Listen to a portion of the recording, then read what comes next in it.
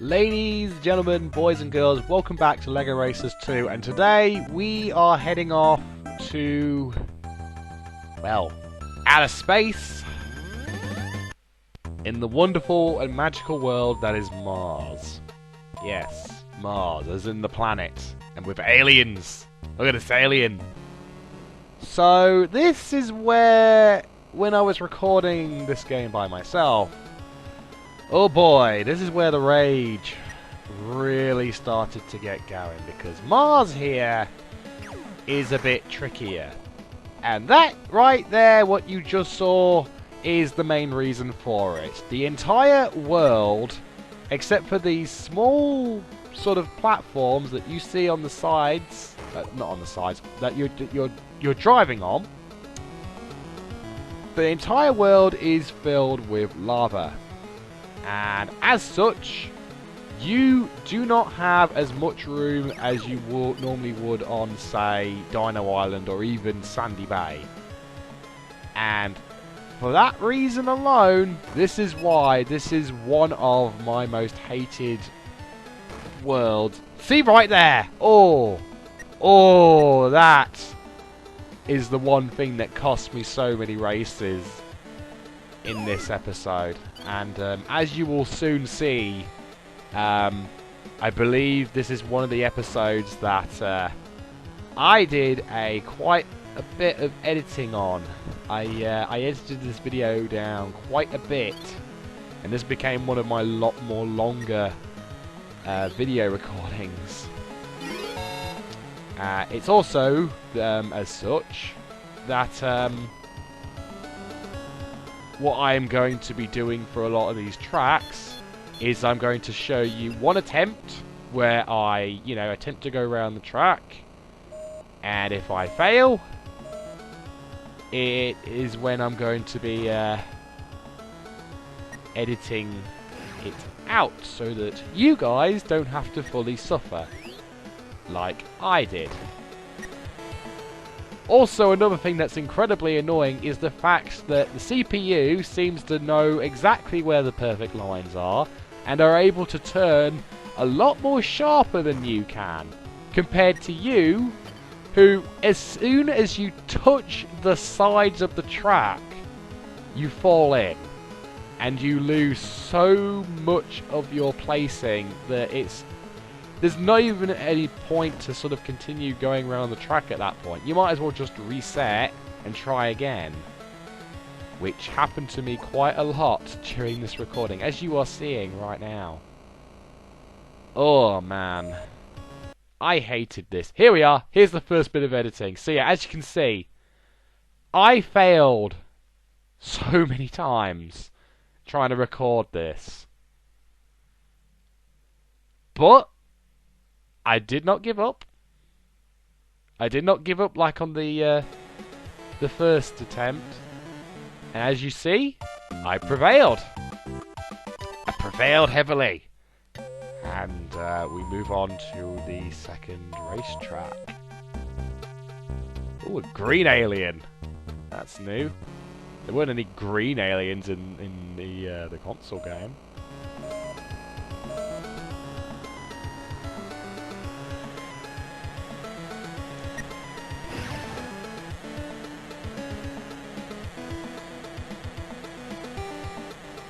Oh dear. But yeah, what you will see in this part, and especially the next part, is tracks that I did not have a fun time playing through. Okay, this was another big thing that I absolutely hated about doing these tracks. So for some strange reason, any tracks that have two jumps that are right next to each other, sometimes you'll drive so fast that you'll jump over the first one, no problem, but miss the ramp for the second jump and you'll drive right into the lava and have to wait like 3 or 4 seconds getting back on the track while everyone else is driving at their usual speed. And it is such a pain in the ass that it's not even funny. Like, my god. I hated this. Like, I really hated doing the Mars track. See right there! How ball honky is that? It is... Oh my god. Oh, I'm not a big fan. Not a big fan of these tracks. And again, please be thankful that I actually edited these mistake attempts down as much as I could.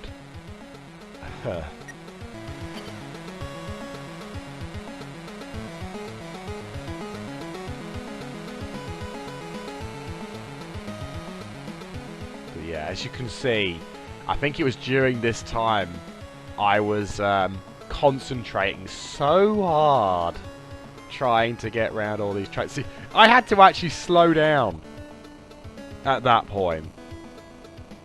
There we go, reset. And here we go again with the editing. Look at this.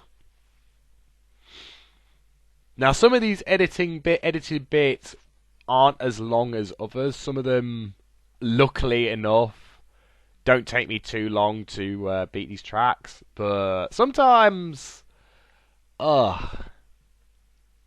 of these went on for longer than expected, shall we say. And every single time I'd fall in the lava, I would be cursing out to the sun so much. Yeah, this is... This was just not fun.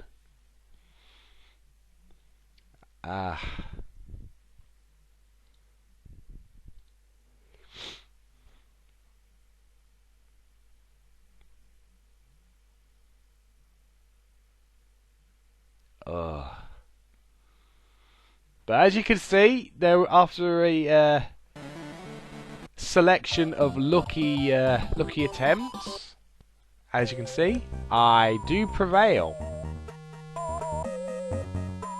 and we move on.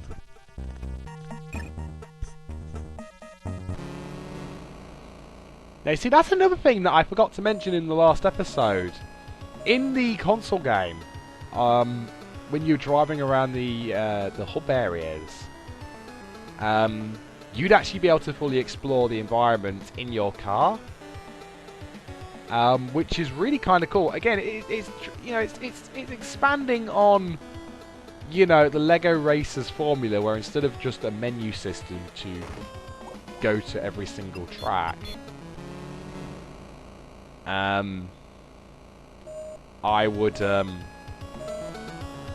you would explore the environment, and then you would, what am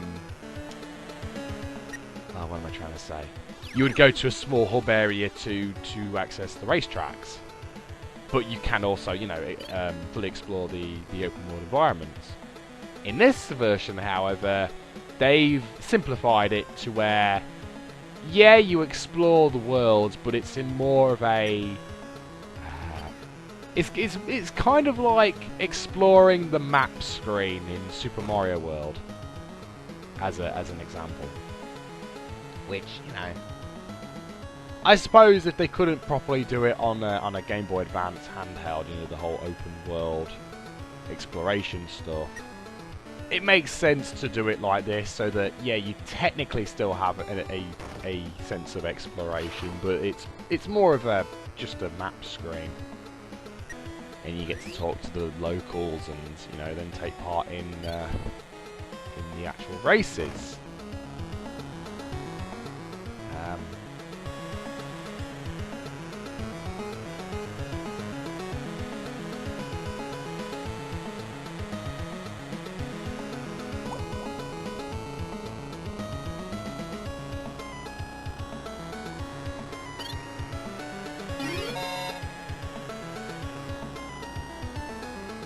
As you can see here, we are taking the corners a lot more slowly compared to some of the other runs on some of the other tracks, because like I mentioned, you drive anywhere near the sides of the track into the lava, you will fall in. It's not like, I guess as a good example, Mario Kart Super Circuit, where in that game there were tracks where you could drive over water, and you wouldn't instantly fall into the water until you drove out for like a couple of seconds, and then you would fall in, which, you know, it gave you time to restructure yourself before, you know, falling in. Whereas in this game, you drive into the lava, you're going in no matter what. Like, there is no messing around in this game. You need to put your driving skills to the test and succeed. Oh, this was another track where I was terrifying for my life. Oh, the jumps. The jumps, man. These tracks wouldn't be as difficult as they are if we was allowed to, you know, drive over the lava. But no, yeah, see, look right there. Literally, as soon as you drive into the lava, you're gone. You're just straight up gone. Oh, and that also really peeved me off when I'm trying to drive as carefully as I can around these tracks to avoid falling in, only for you to get blindsided by a missile and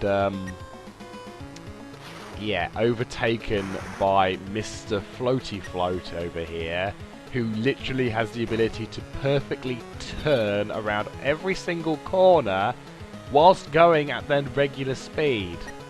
Like, my god, it was frustrating. Ah. And see, look at that! Look at the turn that CPU does! You can't do anything like that! I will say this in the comments, if you guys actually know of any, like, proper strategies when it comes to racing on these tracks, and know how to turn like the CPU can in this game, please do let me know, because I never figured it out how to drive like the CPU there. Oh, and here we go with the editing again.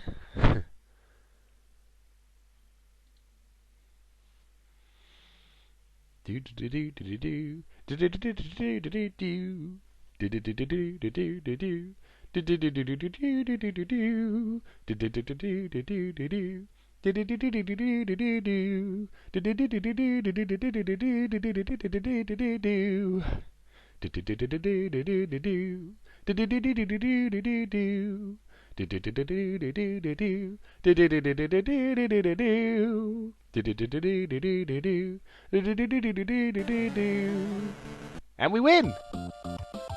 I hope you enjoyed my little montage right there. Anyway, boss time against Regal. The, I think, head alien of Mars in this LEGO world. Now, this is where the changes are certainly evident in this game, because in LEGO Racers 2 on console, Regal piloted a giant, like, alien mech that ran around the track as such. In this version, however, as you can see, I completely messed up there, so we're going to try again. In this version, however, Regal pilots a UFO and basically, you know, controls his vehicle basically almost identically to how the regular CPUs drive.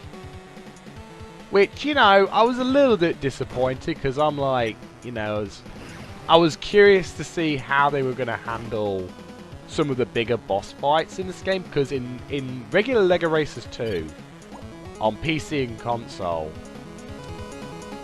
they made some of the bosses quite different, as you'll see in right now, and in the next part when we get to the Arctic world.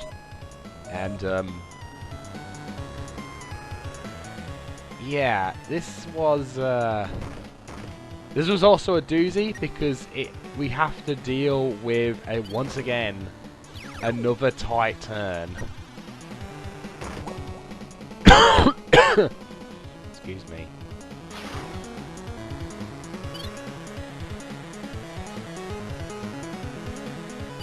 Not to mention, you've got Regal here shooting this, like, projectile towards you. And I think we're going to speed this up shortly.